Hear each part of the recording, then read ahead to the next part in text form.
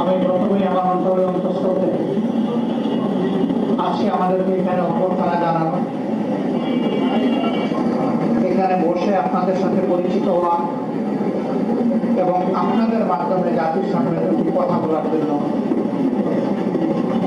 হিন্দু সম্প্রদায়ের ভাইয়েরা যে সুযোগ সৃষ্টি করে দিয়েছেন ঢাকা মহানগরীর উত্তরের কেন্দ্রীয় মন্দির কর্তৃপক্ষ, পূজা কমিটি এবং আপনাদের ধর্মাবলম্বী সকলকেই আমার অন্তরের অন্তঃস্থল থেকে আমি কৃতজ্ঞতা জ্ঞাপন করছি।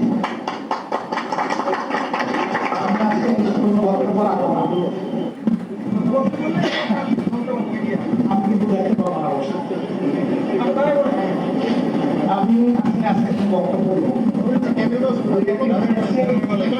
দুই একটি বার্তা আমি আপনাদের মাধ্যমে তুলে ধরতে চাই।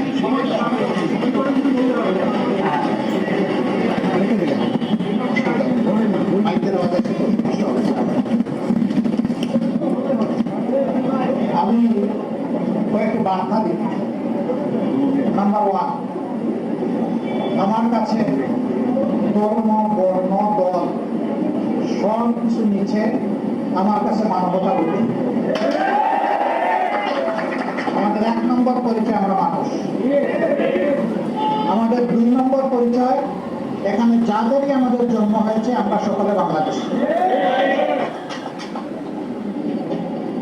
একজন বাংলাদেশী নাগরিককে আমার দেশের সংবিধান যে অধিকার দিয়েছে সকল ধর্মের ইন্ডিভিজুয়াল নাগরিক সমানভাবে তার ভোগ করবে, আমরা তার কোনো ব্যস্তল দেখতে চাই না।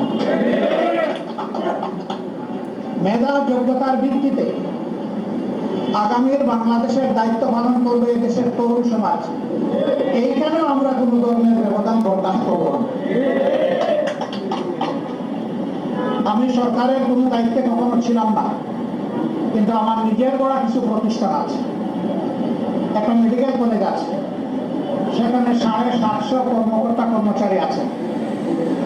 আমার এই মেডিকেল কলেজে যেমন মুসলমান আছে, তেমন গুরুত্বপূর্ণ জায়গায় হিন্দু ভাই বোনেরা আছে, তেমন খ্রিস্টান ভাই বোনেরা আছে, 2-1টা জায়গায় বৌদ্ধ ভাই বোনেরা আছে। আমরা এখানে কোনো বেষ্টন করি। আমরা দেখেছি কার যোগ্যতা আছে আমার এই জায়গাটাকে সার্ভিস দেওয়ার, আমি তাকেই ঢুকে দিচ্ছি। আমি জামাত ইসলামের আমির। অনেকে বলে যে আপনার প্রতিষ্ঠানে আসলেই তো এইরকম। আমি বলি যে গিয়ে একটু দেখে আসেন।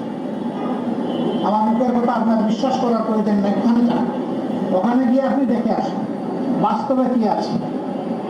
এর মাধ্যমে আমি আমার মেডিকেল কলেজটাকে একটা ছোট বাংলাদেশ বানানোর চেষ্টা করছি। এইরকম হবে বাংলাদেশ। একটা হসপিটাল আছে, তার সাথে 750 বেডের।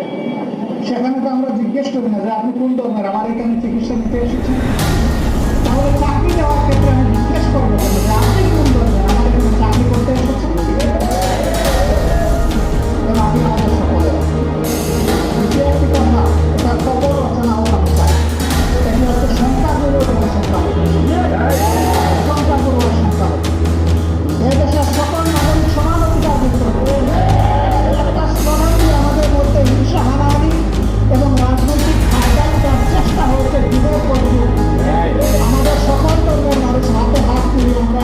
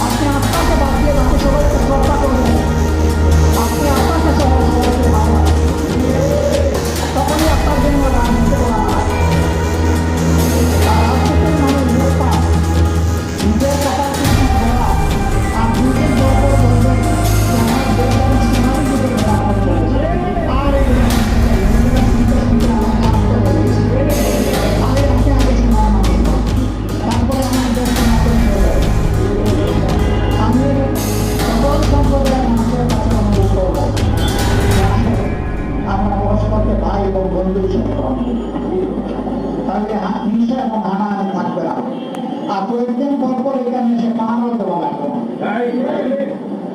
আমার বিবেক আমাকে পাহারা দিবে, বলবে না তুমি মানব সন্তান, তোমার ধর্মের প্রতি তুমি যেমন শ্রদ্ধাশীল, আরেকজনের ধর্মের প্রতি তোমাকে শ্রদ্ধাশীল হতে হবে। কোন ধর্ম কাউকে দুর্বৃত্ত হতে শেখায়, হিংসা প্রতিহিংসা শেখায়, আমি এটা বিশ্বাস করি। এরকম যদি কেউ হয়, এটা কোনো ধর্মই না। ধর্মীয় মানুষকে পরিশীলিত করে, মানুষকে মানুষ বানায়, মানুষকে পশু বানায় না, বরঞ্চ বাসবিক চরিত্র যাদের আছে তাদেরকেও মনুষ্যত্বের দিকে নিয়ে আসে। সম্মানিত বন্ধুগণ, আসল হাতে হাত মিলাই, দেখানোর হাত মিলানো না, অন্তরের হাত মিলাই, ভালো মানুষের হাত মিলাই। এই হাত ভাঙবে কিন্তু ছুটবে না। যদি কোনো দুঃখ আসে সকলে মিলে এই দুঃখ বরণ করে নেব, যদি কোনো সুখ আসে তাও ভাগাভাগি করে নেব। আমি সমস্ত রাজনৈতিক দলগুলোকে অনুরোধ জানাই, অনেক হয়েছে এই দেশবাসীর পর, আসুন আমরা এখন ভালো হয়ে যাই। আমরা সত্যিকারের একটা সম্প্রীতির আওয়াজ যেমন করি, মুখে আওয়াজের দরকার নাই, বাস্তবেই প্রমাণ করি এদের সম্প্রীতির বাংলাদেশ। আমি বলেছিলাম যে আমি এটা উৎসর্গ করলাম সম্প্রীতির বাংলাদেশ। আবার আমার শেষ কথা, আসুন একটা সম্প্রীতির বাংলাদেশ সত্যিকার রূপে আমরা হাতে হাত মিলিয়ে গড়ে তুলি। সকলকে ধন্যবাদ। আসসালামু আলাইকুম। আদাব।